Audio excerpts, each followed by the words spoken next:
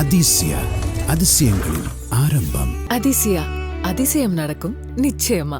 முல்லை பெரியாறு அணை பின்னணியில் எழுதப்பட்ட நீர் அதிகாரம் நாவல் இப்போது ஆடியோ ஃபார்மேட்ல விகடன் பிளேல. விகடன் ஆப்பை இன்ஸ்டால் பண்ணுங்க, பிளே ஐகானை கிளிக் பண்ணி நீர் அதிகாரம் நாவலை லிசன் பண்ணுங்க.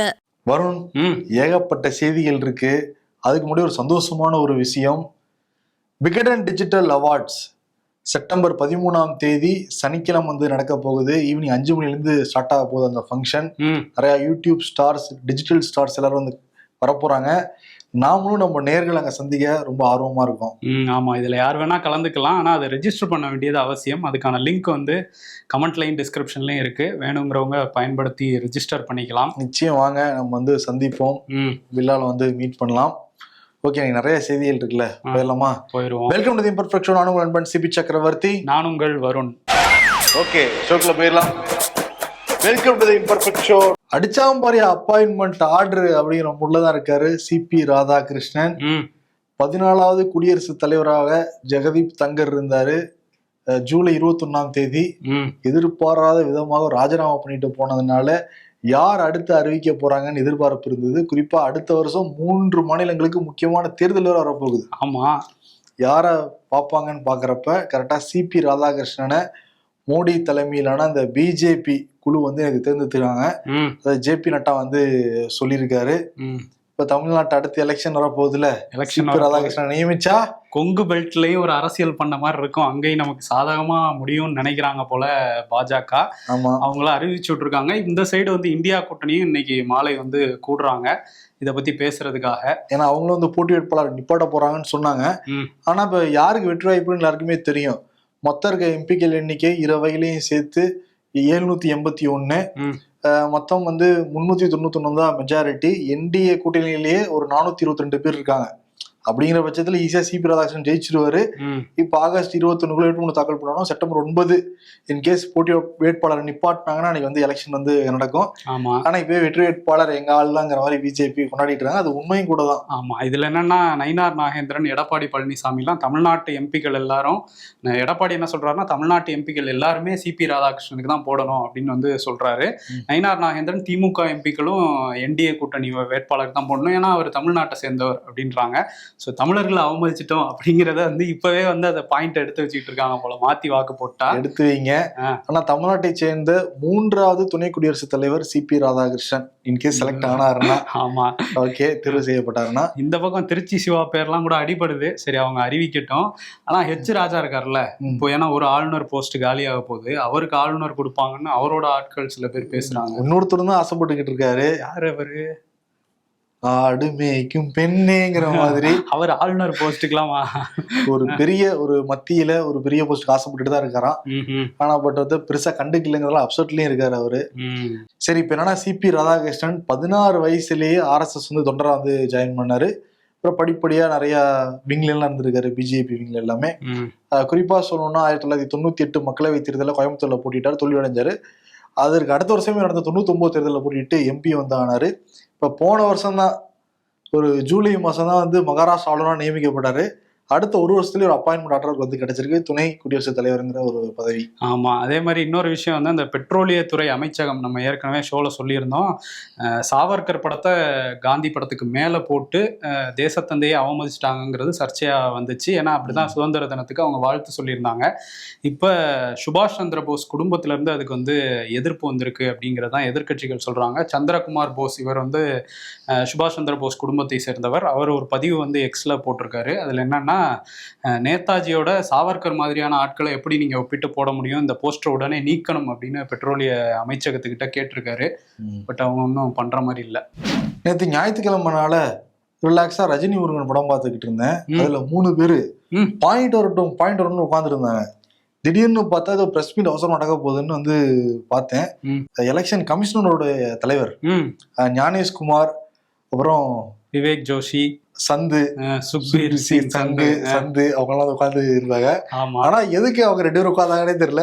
அந்த படத்துல வந்த மாதிரி பாயிண்ட் வரட்டும் உட்காந்துருந்தாங்க 2 பேரும். 3வது ஆளு பாயிண்ட்டுக்கு வந்துருவாருன்னு பார்த்தா கடைசி வரை எந்த பாயிண்ட்டுக்குமே வரல. அவர் யாருன்னா அவருதான் தலைவர் குமார், ஞானேஷ்குமார். ஆமா, அவர் வந்திருக்கிறாரு, ஞானத்தோட பேசியிருக்காரான்னு வந்து பார்க்கலாம். ராகுல் காந்தி ஒரு பெரிய குற்றச்சாட்டை வந்து வச்சிருந்தாரு. தேர்தலில் முறைகேடு நடந்திருக்கு. குறிப்பா வந்து அந்த சென்ட்ரல் பெங்களூர்ல இருக்கிற மகாதேவ்புரால 1,00,000 வாக்காளர்களை இவங்க எக்ஸ்ட்ரா சேர்த்திருக்காங்க. நிறைய பேரோட அட்ரஸ் வந்து பூஜ்ஜியமா இருக்கு. அப்பாவுடைய பேரு DJI IJKA இந்த மாதிரி என்னென்னமோ வந்து இருக்கு. ஒரே நபர் பல்வேறு இடங்கள்லயும் வந்து வாக்களிச்சிருக்காரு. நிறைய தரவுகளோட ஆதாரத்தோட, சொல்லப்போனா தேர்தல் ஆணையம் கொடுத்த தரவோட தான் அவர் குற்றச்சாட்டு வச்சிருந்தாரு. இப்போ ரொம்ப நாளா அந்த தேர்தல் ஆணையம் மறுத்துட்டே இருந்தாங்க. ஒரு பிரஸ் மீட் வைக்க வேண்டியதான், விளக்கம் கொடுக்க வேண்டியதான் கேட்டாங்க. அதன் அடிப்படையில வந்து பிரஸ் மீட் கொடுத்திருக்காரு ஞானேஷ்குமார். ஆமா, ராகுல் காந்தி பீகார்ல யாத்திரையை தொடங்குற அன்னைக்கு தான் நாங்க பதில் சொல்லுவோம் வெயிட் பண்ணி நேற்று கொடுத்திருக்காங்க. என்ன சொல்லியிருக்காரு அப்படின்னா, தேர்தல் விதிமுறையின் கீழே ஒரு குற்றச்சாட்டு வைக்கிறாங்க அப்படின்னா அதை வந்து உறுதிமொழி பத்திரத்தோட குற்றச்சாட்டு வைக்கணும். அப்படி வச்சா மட்டும்தான் நாங்க வந்து ஆக்ஷன் எடுக்க முடியும். ராகுல் காந்தி அப்படி பண்ணவே இல்லை. 7 நாளைக்குள்ளார அவர் வந்து உறுதிமொழி பத்திரத்தை வந்து கொடுக்கணும். அப்படி இல்லாட்டி நாட்டு மக்கள்கிட்ட நான் பொய் சொல்லிட்டேன்னு வந்து மன்னிப்பு கேட்கணும். திரும்ப திரும்ப ஒரு பொய்ய சொல்றதால அது வந்து உண்மையா வந்து மாறிடாது அப்படின்ட்டு இருக்காரு. இவர் சொல்ற குற்றச்சாட்டை வச்சு நாங்க திருப்புன்னு ஒரு 1.5 லட்சம் பேருக்கு வந்து நோட்டீஸ் அனுப்ப முடியுமா? அனுப்ப முடியாது இல்ல. எப்படி வந்து சூரியன் கிழக்குல உதிக்கிறத மாத்தவே முடியாது, அதே மாதிரி அரசியலமைப்புல இருக்கிறத சட்டத்தை அந்த நடைமுறையை தேர்தல் ஆணையம் மதிக்கிறத மாத்தவே முடியாதுன்னு சொல்லியிருக்கிறது. அரசியல்வாதிகள் பேசுற மாதிரியே இருக்குல்ல. இது ஸ்கிரிப்ட் யாரோடது? ஏன்னா வந்து அவர் பேசும்போதுமே ரொம்ப எமோஷனலா அந்த சென்டிமெண்ட்லாம் வந்து பேச மாட்டாங்க. அதிகாரிகள் பேசும்போது அரசியல்வாதிகள் தான் பேசுவாங்க. அப்படிதான் அவர் பேசிட்டு இருந்தாரு. அது என்னன்னு அவர் அரசியல தான் மாறி இருப்பார்ல. ஆளுங்கட்சியை பாரு, எதிர்கட்சியை பாருங்க, என்னமா நடிக்கிறாங்கப்பா, நம்மளும் நடிப்போம் ஆக்ஷன். அதுதான் அவர் என்ன சொல்றாரு, எனக்கு ஆளுங்கட்சி, எங்களுக்கு வந்து ஆளுங்கட்சி எதிர்கட்சி பேதம்லாம் இல்லை, நாங்க எல்லாரையும் சமமா தான் நடத்துவோம். ஆனா இந்த மாதிரி சில பேர் அரசியலமைப்புக்கு எதிராக நடந்துக்கிறாங்க அப்படின்னு சொன்னாங்க. இந்த பதில் எல்லாமே பிஜேபி காரங்க இதுக்கு முன்னாடியே சொல்லியிருக்காங்க ராகுலை பார்த்து. இப்ப ஞானேஷ்குமாரும் சொல்றாரு. சரி, இவருக்கு வந்து உறுதிமொழி பத்திரம்லாம் கேட்கிறாருல, அனுராக் தாக்கூரும் தான் 6 மக்களவை தொகுதியில முறையீடு நடந்திருக்கு, குறிப்பா ஸ்டாலினோட தொகுதியில நடந்திருக்கு அப்படின்லாம் சொன்னாரு. அவங்க ஏன் அந்த உறுதிமொழி பத்திரம் கேட்கல அவங்க கிட்ட? ஆமா, அதைத்தான் ராகுல் காந்தியும் கேட்கிறாரு. நான் குற்றச்சாட்டு வச்சா, அதுவும் உங்க டேட்டாவை வச்சா என்கிட்ட கேட்பீங்க. ஆனா நான் வந்து அந்த வச்ச குற்றச்சாட்டுல உறுதியா இருக்கேன், அதுக்கு நான் உத்தரவாதம் தரேன். ஆனா அனுராக் தாக்கூர்கிட்ட ஏன் கேட்கல அப்படின்னு அவர் கேட்கிறாரு. இதை வந்து அங்க உள்ள பத்திரிகையாளர்களே கேட்டாங்க, அனுராக் தாக்கூர்கிட்ட நீங்க ஏன் அஃபிடவிட் கேட்கல அப்படிங்கிறதுக்கு. நெக்ஸ்ட் கொஸ்டின் அப்படின்னு சொல்லிட்டு அதுக்கு பதில் சொல்லல. அதுதான் ஏன் பதில், நெக்ஸ்ட் கொஸ்டின் தான் பதில். ஆமா, இந்த நெக்ஸ்ட் கொஸ்டின் ஒரு கேள்விக்குன்னா பரவாயில்ல, 9 கேள்விக்கு இதுதான் சொல்லி இருக்கிறாங்க. இதே மாதிரி ராகுல் காந்தி வந்து ஒரு குற்றச்சாட்டு வச்சாரு, அதை விட்டுருங்க. மத்தவங்க எல்லாம் அதுக்கப்புறம் நிறைய எடுத்து போட்டாங்களே, வேற மாநிலத்துல கேரளா எல்லாம் கூட போட்டாங்களே, அதுக்கு என்ன பதில் சொல்றீங்க? Next question. அதான், அனுராக் தாக்கூர் வந்து குற்றச்சாட்டுல நடவடிக்கை எடுப்பீங்களா நீங்க? Next question. இது போன்ற தீவிர குற்றச்சாட்டு வந்தா நீங்க வந்து அந்த குற்றச்சாட்டை விசாரிப்பீங்களா, இல்ல அதை யார் அந்த குற்றம் சுமத்துறாங்களோ அவங்களை எக்ஸ்போஸ் பண்றதுக்கு பாயிண்ட் தேடிட்டு இருப்பீங்களா? நெக்ஸ்ட் மைக்க மாத்தி கொடுங்க. அதுதான் கிட்டத்தட்ட வசூல் ராஜார்ல அவர் கேட்பார்ல, பேஷண்ட் வந்து அட்மிட் பண்ணுவீங்களா, அப்ளிகேஷன் ஃபில் பண்ண சொல்லுவீங்களாங்கிற மாதிரி கேட்டிருக்காங்க. அந்த 7.24 கோடி விண்ணப்பங்கள் எங்களுக்கு வந்திருக்கு பீகார்ல இருந்து அப்படின்னு சொன்னாங்க. அதுல எத்தனை பேர் நீங்க சொன்ன டாக்குமெண்ட்ஸ் இல்லாம சப்மிட் பண்ணிருக்காங்கன்னு கேட்டா அதுக்கு பதில் இல்ல. நீ சொன்ன கண் கலங்கி பேசினாருன்ட்டு இப்படிலாம் கேள்வி கேட்டா கலங்காம செய்வாரு. ஆமா, அதுவும் வெளிநாட்டவர்கள் இருக்காங்க, நேபாள்ல இருந்து வந்துட்டாங்க, மியான்மர்ல இருந்து வந்துட்டாங்கன்னு சொன்னாங்க. ஆனா அது எத்தனை பேர்னு கேட்டா அந்த கவுண்ட் இல்ல. அதே மாதிரி 65 லட்சம் பேரை பீகார்ல நீக்கி இருக்கீங்க, புதுசா எத்தனை பேரை சேர்த்திருக்கீங்கன்னு ஒரு பத்திரிகையாளர் கேட்டாரு, அதுக்கும் பதில் இல்ல. வாக்கு திருட்டு குற்றச்சாட்டுல வந்து உண்மை இல்ல ராகுல் சொல்றதுல அப்படின்னா அவர் மேல நடவடிக்கை எடுக்கிறதுக்கு உங்களுக்கு அதிகாரம் இருக்கான்னு கேட்டதுக்கும் நெக்ஸ்ட் கொஸ்டின் அப்படின்ட்டாரு. இதே மாதிரி 2004ஆம் ஆண்டு வந்து அருணாச்சல் பிரதேஷ்லயும் மகாராஷ்டிராலையும் இந்த சிறப்பு தீவிர திருத்தத்தை வந்து நடத்தணும்னு தேர்தல் ஆணையம் தயாராகும் போது அந்த ஆண்டுல தேர்தல் இருக்கு, அதனால இப்ப நடத்த வேணாம், தேர்தல் முடிஞ்சோன்னு நடத்திக்கும், அதுதான் சரியா இருக்கும்னு ஒரு முடிவு எடுத்தாங்க. அந்த முடிவை நீங்க ஏன் பின்பற்றலன்னு கேட்டதுக்கும் அவர்கிட்ட பதில் இல்ல. இப்பதான் ஞாபகம் வந்துருக்கும் அவருக்கு, ஐயோ இப்படிலாம் ஒரு பாயிண்ட் இருக்கா இதுக்கு ப்ரிப்பேர் பண்ணலையா. அதே மாதிரி எல்லா கட்சிகளுக்கு முன்னாடி ஒரு கட்சிகளோட ஒரு விரிவான ஆலோசனை நடத்திட்டு தான் இந்த சாரை வந்து நடத்துவாங்க, அப்படி நீங்க ஏன் பண்ணலன்னு கேட்டதுக்கும் அவர்கிட்ட பதில் இல்லை. இது பதில் கிடைக்காத கேள்விகள் இத்தனைனா அவர் பதில் சொன்னது வந்து நமக்கு பயங்கர ஆச்சரியமா இருக்கு. இந்த 000ன்னு ஏன் ஹவுஸ் நம்பர் இருக்கு அப்படின்னா அதுக்கு அப்படியே சென்டிமெண்டா இந்த நாட்டுல பல பேருக்கு வீடு இல்லை, மோடி கவர்மெண்ட்டை எக்ஸ்போஸ் பண்ணி விடுறாரு அவரு. என்னமோ பல பேருக்கு வீடு இல்லை, நிறைய பேர் வந்து பாலத்துக்கு அடியில் தூங்குறாங்க, விளக்கு தூணுக்கு கீழே தூங்குறாங்க, அவங்களாம் என்ன அட்ரஸ் கொடுப்பாங்க, அப்படி அட்ரஸ் கொடுக்காதவங்களோட வாக்குரிமை பறிச்சிடலாமா? அவங்க ஆதார் கார்டு கொடுப்பாங்க, அதை எடுத்துக்க மாட்டீங்களே. ஆதார் கார்டுல அப்போ 0ன்னு போட்டிருக்குமா அவங்களுக்கு? அந்த மாதிரி 0 அப்படின்னு அவங்களுக்கு தான் போட்டிருக்கோன்றாரு. அவங்களுக்கு இந்த 11 ஆவணம் இருக்குமா, இப்போ அவங்களெல்லாம் நீக்கிடுவாங்களாங்கிறதும் நமக்கு தெரியல. அதுக்கப்புறம் சொல்றாரு நிறைய பேருக்கு வந்து இந்த பஞ்சாயத்துலயோ இந்த மாநகராட்சியிலோ வீட்டு எண் கொடுக்கல, அவங்களுக்கும் வந்து 0 0ன்னு போட்டிருக்கோம் அப்படின்றாரு. அதாவது வீடு இல்லாதவங்களுக்கு 0 அப்படின்னா இந்த IJK அவங்களுக்குலாம் என்ன சொல்லுவாரு? அப்பா பேரு அப்படிதான் இருக்காப்பா இந்தியாவுல. அதுக்கு என்ன பதில் சொல்லுவாருன்னு அவர் யோசிச்சு பார்க்க முடியாத அளவுக்கு ஒரு விஷயத்த சொல்றாரு. இதே மாதிரி சிசிடிவி காட்சிகளை கேட்கறாங்க. சிசிடிவி அப்படிங்கிறது பெண்களோட ஒரு தனி உரிமை. அங்க வந்து ஒரு தாய் வராங்க, மருமகள் வராங்க. மருமகளா? அதான் அவர் சொல்றாரு, டாக்டர் இல்லா வராங்க ஓட்டு போட. மருமக ஓட்டு போட தானே வராங்க, அதுதான் வராங்க. இவங்களுக்கு வந்து தனி உரிமை போயிடாதா, இதை போய் கேட்கலாமா ஒரு எதிர்கட்சி தலைவர் அப்படின்னு கேட்கிறாரு. அதுக்கு பிரகாஷ் ராஜ் வந்து ஒரு கேள்வி கேட்டிருக்காரு. நீங்க இவ்வளவு ஃபீல் பண்றீங்களே, அவங்கள்ட்ட கேட்டுட்டாங்க சிசிடிவி கேமரா வச்சீங்க, நீங்க அங்க அது என்ன ட்ரெஸ் சேஞ்சிங் ரூமா, அது வந்து வாக்கு போடுற இடம் தானே, இந்த மாதிரி சப்ப கட்டு கட்டாம ஒழுங்கான பதில் சொல்லுங்க அப்படின்றாரு.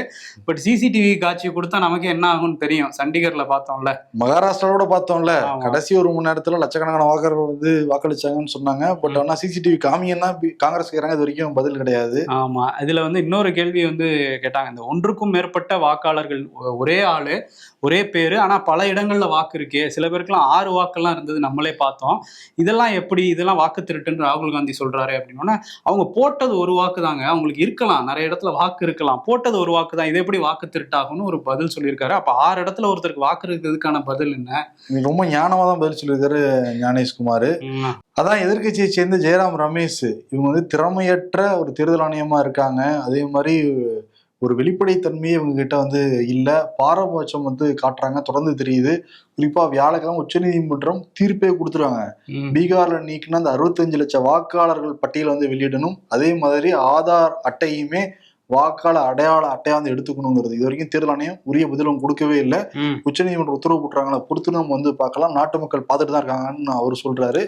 இன்னொரு பக்கம் கார்கே என்ன சொல்றாருன்னா, மக்களோட உரிமை, அடிப்படை உரிமையே பாஜக வந்து பறிச்சுக்கிட்டு இருக்கு, அதுக்கான உதாரணம் தான் வந்து தேர்தல் ஆணையம், தன்னாட்சி அமைப்புகள் எல்லாத்தையுமே டமாலிஸ் வந்து பண்ணிக்கிட்டு இருக்கு பிஜேபி குற்றச்சாட்டு வச்சிருக்கு. கம்ப்யூட்டரால ரீட் பண்ண முடிகிற டிஜிட்டல் வாக்காளர் லிஸ்ட்டை கொடுங்க, அப்பதான் ஈஸியா தேடுறதுக்கு ஈஸியா இருக்கும், இந்த 00 ஈஸியா கண்டுபிடிச்சிடலான்னு எதிர்கட்சிகள் கேட்கறாங்க. அந்த கேள்விக்குமே என்ன பதில் சொல்லியிருக்காருன்னா, 2019 சுப்ரீம் கோர்ட் ஒரு தீர்ப்பு கொடுத்துருக்காங்களாம். அதாவது பிரைவசியை பாதிச்சிரும் அப்படிங்கிறதுனால இந்த மாதிரி வந்து கொடுக்கக்கூடாது, டிஜிட்டல் ஓட்டர் லிஸ்ட்டை கொடுக்கக்கூடாதுன்னு தேர்தல் ஆணையத்துக்கு சொன்னாங்களாம். ஆனால் இவங்க வந்து இந்த ஆகஸ்ட் 1ஆம் தேதி பீகார் முடிஞ்ச உடனே அந்த டிராஃப்ட் வெளியிட்டாங்க, அது ஃபர்ஸ்ட் டிஜிட்டலில் தான் வெளியிட்டாங்க. அப்போ தீர்ப்பை மதிக்கலை அவங்க அப்படிங்கிறது நமக்கே கேள்வி வருது. அதுக்கப்புறம் என்ன பண்ணாங்க, ராகுல் குற்றச்சாட்டு வச்சோன்னா அதை வேகமாக அதெல்லாம் டெலீட் பண்ணிட்டு ஃபோட்டோ காப்பி எடுத்து அதை ஸ்கேன் பண்ணி அப்லோட் பண்ணாங்க. இதெல்லாம் நம்ம என்ன புரிஞ்சுக்கிறதுக்குன்னே தெரியல. இன்னொன்று, அந்த பேப்பரில் மட்டும் என்ன இருக்கு, அதே தானே இருக்கு, பேப்பரில் நீங்கள் கொடுக்குறீங்க, அதே டிஜிட்டலாக வந்து கொடுக்கணும், கொடுக்க முடியும்னு என்ன அர்த்தம்? அதனால ஈஸியாக நம்ம தேட வேணாம், தேடி கொடுத்துரும். ஆமா, அது எத்தனை 0 அட்ரஸ் இருக்கு, எத்தனை பேர் அப்பா இப்படி இருக்கு, எத்தனை பேர் வந்து போலி பேர்ல போலி முகர்ல இருக்காங்க, எத்தனை பேர் ஒரே அட்ரஸ்ல இருக்காங்க, எல்லாம் ஒரு செகண்ட்ல வந்து கிடைச்சிரும். ஆனா ஒரு விஷயம் மட்டும் நமக்கு இப்ப தெரிஞ்சு போச்சு, 2,92,000 பேருக்கு 0 இருக்கு பீகார்ல. அப்ப கிட்டத்தட்ட 3 லட்சம் பேர் பீகார்ல வீடு இல்லாம இருக்கிறாங்க. பிரதமர் வீடு கட்டும் திட்டம் ஒரு ஃபெயிலியர் அப்படிங்கிறத ஞானேஷ்குமார் வந்து ப்ரூவ் பண்ணியிருக்காரு, மக்கள் உடைச்சிருக்காரா. நேத்து வந்து டெல்லியில இருவழி சாலைகள் வந்து திறந்து வச்ச பிரதமர் மோடி, கிருஷ்ண பரமாத்மா எப்படி வலிமையான பாரதத்தை உருவாக்கணும்னு நினைச்சா அந்த மாதிரி நம்மளும் வந்து உருவாக்கணும் அப்படின்லாம் வந்து பேசியிருக்காரு. ஞானேஷ்குமாருக்கு ஆதரவா இல்ல பொதுவா லார்ட் கிருஷ்ணனுக்கு ஆதரவா பேசியிருக்காரு. அவரோட வழியில நம்ம வந்து செயல்படணும்னு சொல்லியிருக்காரு. யாரு செயல்படுறாங்கன்னு தான் தெரியல, பிஜேபி காரங்க மட்டுமா இல்ல? ஆமா, இல்லைன்னா ஜிஎஸ்டி சீர்திருத்தம் வந்து பண்ண போறாங்களாம் இந்த தீபாவளிக்கு முன்னாடி. அதுக்கான அந்த டிராஃப்ட்லாம் ரெடி பண்ணி எல்லா மாநிலங்களுக்கும் அனுப்பிவிட்டுருவாங்களாம். இது எல்லா மாநிலங்களும் படிச்சு பார்த்து நீங்க வந்து ஏத்துக்கணும், அப்பதான் நம்ம அடுத்த கட்டத்தை நோக்கி வந்து போக முடியாதுக்கு GST 2.0ங்கிற ஒரு பேரையும் வச்சிருக்காங்க அவங்க. எல்லா மாநிலங்களும் வந்துகிட்டு இருக்கு, மேபி எல்லாரும் படிச்சுக்கிட்டு இருப்பாங்க. அடுத்து ஒரு பெரிய பிரச்சனை வந்து வெடிக்கலாம். ஆமா, இந்த ஸ்லாப் எல்லாம் குறைக்க போறாங்கன்றாங்க, அதுல 18% குறைக்கணும்னு தான் காங்கிரஸ்ல இருந்து சொல்லிட்டு இருக்காங்க. இதுக்கிடையில ராகுல் வந்து பீகார்ல அந்த ஓட் அதிகார் யாத்ரா அதை வந்து தொடங்கியிருக்காரு. 20 மாவட்டங்களுக்கு 1300 கிலோமீட்டர்கள் வந்து இவர் வந்து பயணம் போறாரு ராகுல் காந்தி. காரை வந்து தேஜஸ்வி யாதவ் ஓட்ட அதுல இருந்து கையசைச்சுக்கிட்டே பீகார்ல நேற்று அவுரங்காபாத்ல ஆரம்பிச்சிருக்காங்க கிருஷ்ணன். அதனால வந்து அவர் ஓட்டிட்டு போக இவர் கை காட்ட, இப்ப அவர் என்ன சொல்லியிருக்காரு அங்கன்னா, அந்த மகாராஷ்டிரால இந்த மாதிரி எங்களுக்கு வந்து நாடாளுமன்ற தேர்தலில் எவ்வளோ வாக்கு சதவீதம் இருந்ததோ அதே தான் சட்டமன்ற தேர்தலில் எங்களுக்கு இருந்துச்சு, எங்களுக்கு குறையவே இல்லை. ஆனால் இவங்க நிறைய புதுசாக வாக்காளர்களை சேர்த்தாங்க, அந்த புது வாக்காளர்கள் எல்லாமே பிஜேபிக்கு ஓட்டு போட்டிருக்காங்க, இது எப்படி நடக்கும் அப்படிங்கிற மாதிரி அவர் கேட்டிருக்காரு. ஸோ சிசிடிவி காட்சிகள் இதே தான், திரும்ப அதே வந்து கேள்வியாக வச்சிருக்கிறாரு. பட் அதுக்கு பதில் இல்லை. லாலு பிரசாத் யாதவ் அவர் என்ன சொல்லியிருந்தாரு இந்த யாத்திரையிலனா, இது வந்து ஜனநாயகத்தை காப்பாற்ற வேண்டிய கடமை நமக்கு இருக்கு. எமர்ஜென்சியோட ரொம்ப மோசமான ஒரு சூழல்ல நம்ம இருக்கிறோம். ஏன்னா நான் எமர்ஜென்சி காலத்துல இருந்திருக்கேன், அதோட மோசமான சூழல் அப்படின்னு சொல்றாரு. இதுல என்னன்னா, எதிர்கட்சி ஆளுங்கட்சி இந்த சண்டையெல்லாம் தாண்டி வெளிநாடுகள் நம்மளை எப்படி வந்து பாக்குறாங்கன்னு ஒண்ணு இருக்குல்ல. ஏன்னா இப்பதான் நம்ம வந்து பார்த்தோம் 2024 100 கோடி பேர் வாக்களிக்க போறாங்கன்னா நம்ம வந்து பேசிக்கிட்டு இருந்தோம். நம்மளாம் தேர்தல் திருவிழா கொண்டாடிக்கிட்டு இருந்தோம். அப்ப இவ்வளவு முறையீடு நடந்துதான் ஒருத்தர் வந்து செலக்ட் ஆயிருக்காரு அப்படின்னு வெளிநாடுகளுக்குலாம் அது வந்து தெரிய வந்தது அப்படின்னா அவங்க எப்படி நம்மளை ட்ரீட் பண்ணுவாங்க? இதெல்லாமே வந்து கவனிக்கணும்ல. ஆமா, ஆனா குமார் தான் சொல்றாரு அப்படி ஒன்றும் நடக்கலன்னு சொல்றாரு. நடக்கலன்னு அவர் சொல்றதை நம்ம எடுத்துக்க முடியும், எதிர்கட்சிகள் சொல்றதுக்கு நம்ம சொல்றோம். ஆமா, எதிர்கட்சிகள் அவருக்கு எதிராக நம்பிக்கையில்லா தீர்மானமும் கொண்டு வரலான்னு இருக்கதா ஒரு தகவல் இருக்கு ஞானேஷ்குமாருக்கு எதிராக. இன்னைக்கு நாடாளுமன்றமும் நடந்திருக்கு எப்பவும் போலதான் வந்து நடந்திருக்கு. அடுத்து சிபி ராதாகிருஷ்ணன் என்ன பண்ண போறாருன்னு பொறுத்திருந்து பார்க்கணும். ராஜ்யசபா ஆனதுக்கு பிறகு ராஜ்யசபால போய். ஆமா, இன்னைக்கு சுபான்ஷு சுக்லா அவர் வந்து விண்வெளிக்கு போயிட்டு திரும்பி இருந்தாரு, இந்தியாவுக்கு திரும்பி இருந்தார் நேற்று தான். அதை பத்தி, ஏன்னா விண்வெளியில இது நமக்கு ஒரு மைல்கல், அதை பத்தி இன்னைக்கு பேசணும் அப்படின்னு சொல்லிட்டு மத்திய அரசு ரொம்ப குறியா இருந்தாங்க.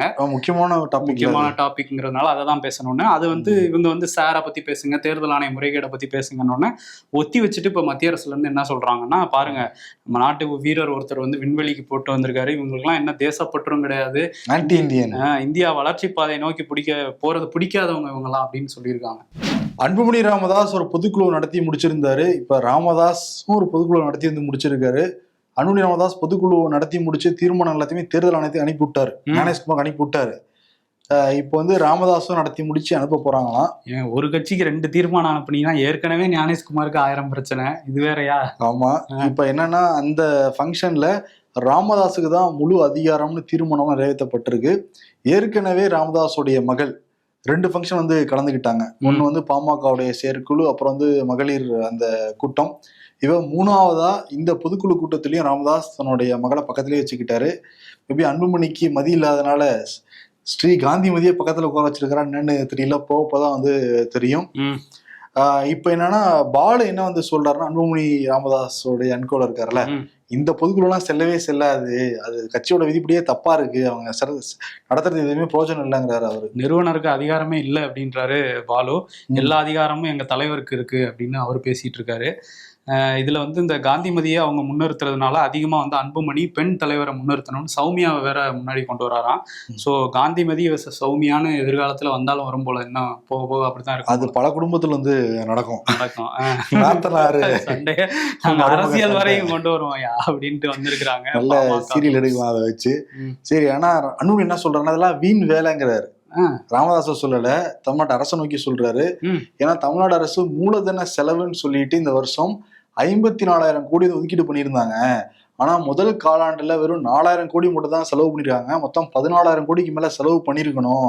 இவங்க வெட்டி விளம்பரத்துலதான் செலவு பண்ணிக்கிட்டு இருக்காங்க தமிழ்நாடு அரசு, அதை திருத்திக்கணும் அப்படின்னு இருக்காரு. ஓகே, இந்த 1000 கோடி இதெல்லாம் வந்து அவருக்கு நாலேஜ் இருக்கும் அன்புமணிக்கு. ஸோ பண விவகாரம்லாம் அவருக்கு தெரியாதா? புள்ளி இல்ல.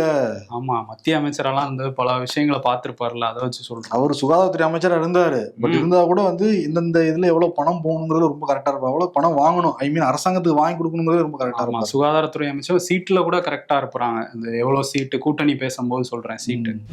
நாம் தமிழர் ஒருங்கிணைப்பாளர் சீமான் உணர்ச்சி வசப்பட்டு மேடையில பேச நம்ம கேட்டிருக்கோம். உணர்ச்சி வசப்பட்டு அடிக்கலாம் வந்து ஆரம்பிச்சிருக்காரு. எங்க நடந்திருக்கு அப்படின்னா, நேத்து வந்து விழுப்புரம் மாவட்டத்துல இந்த செஞ்சி கோட்டை ஆனந்த் கோனுக்கே சொந்தமான ஒரு கோட்டைன்னு ஒரு நிகழ்ச்சி வந்து நடந்தது. ஏன்னா அண்மையில தான் யுனெஸ்கோ வந்து அது சத்ரபதி சிவாஜி கட்டின ஒரு கோட்டைன்னு வந்து அங்கீகாரம் கொடுத்தாங்க.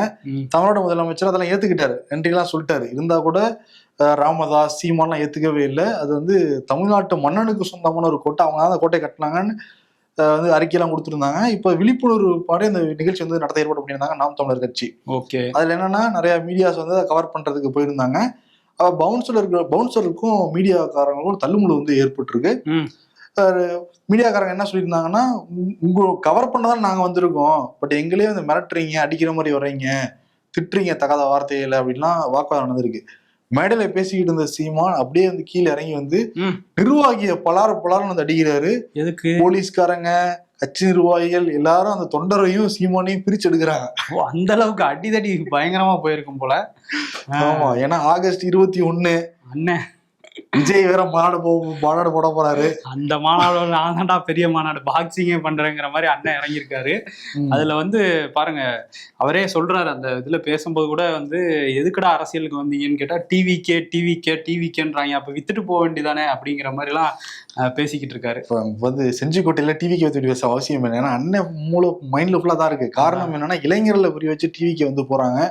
இப்ப இந்த மாநாட்டுக்கே ஒரு 3 லட்சம் பேருக்கு மேல பெண்களே வருவாங்கன்னு பாக்குறாங்களாம். மொத்தம் 5 லட்சம் சேர்கள் வந்து போடப்பட்டிருக்கு. 20 லட்சம் பேர் வருவாங்கன்னு எதிர்பார்க்கறாங்க தமிழ்நாடு முழுக்க இருந்து.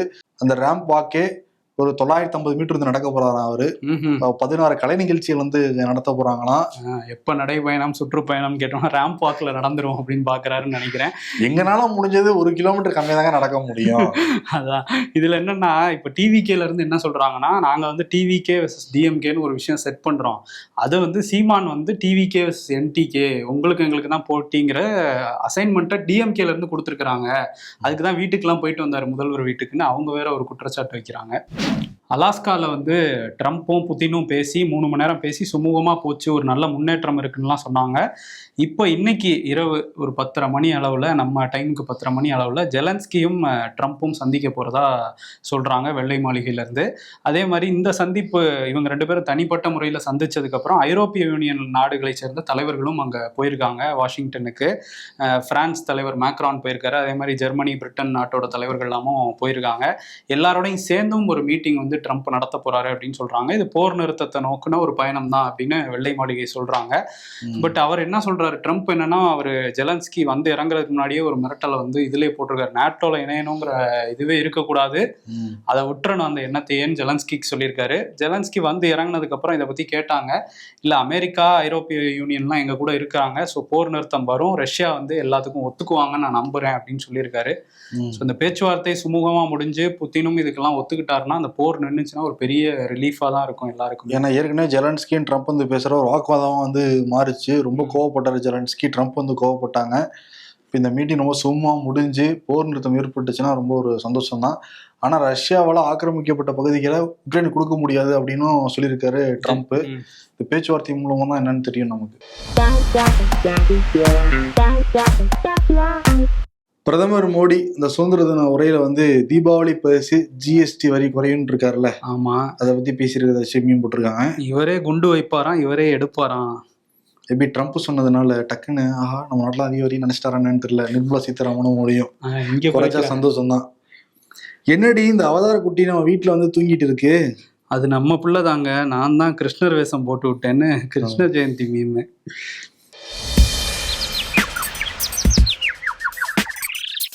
2026 சட்டப்பேரவை தேர்தலில் வெற்றி கூட்டணி அமைப்பேன் ராமதாஸ். முதல்ல மகன் கூட வெற்றிகரமான கூட்டணி வைங்க தலைவரே. இவ்வளவு மீம் கண்டென்ட் கொடுத்துருக்காருன்னா படத்துல கதை இருக்குன்னு தானே அர்த்தம். கூலி மீம்ஸ் வச்சு போட்டிருக்காங்க. அரசியல்ல இதெல்லாம் சாதாரணமாப்பா. இந்த மாதிரி விருதை கொடுப்பேன்னு நான் வந்து எதிர்பார்க்கவே இல்லை. காரணம், எதிர்கட்சி தலைவர் ராகுல் காந்தி, ஆளுங்கட்சியை சேர்ந்தவர் மோடி, ஞானேஷ்குமார் அவர் எந்த கட்சி? அவர் வந்து நடுநிலையான கட்சி, அதனால நடுவில் வச்சுக்கலாம் அவரை.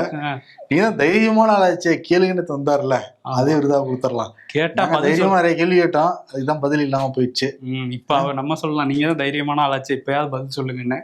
பட் பிரஸ் மீட்லேயே சொல்லலாங்கும் போது அதுக்கப்புறம் உச்சநீதிமன்றம் தான் தலையிடணும். ஓகே, ஞானேஷ்குமார் பதில் சொல்லாத பத்தி நீங்க என்ன நினைக்கிறீங்க? கருத்துரை பத்தி வந்து சொல்லுங்க, நாங்க வந்து தெரிஞ்சுக்கிறோம். நன்றி. அதிசயங்களின் ஆரம்பம். அதிசயம் நடக்கும் நிச்சயமா. முல்லை பெரியாறு அணை பின்னணியில் எழுதப்பட்ட நீர் அதிகாரம் நாவல் இப்போது ஆடியோ ஃபார்மேட்ல விகடன் பிளேல. விகடன் ஆப்பை இன்ஸ்டால் பண்ணுங்க, பிளே ஐகானை கிளிக் பண்ணி நீர் அதிகாரம் நாவலை லிசன் பண்ணுங்க.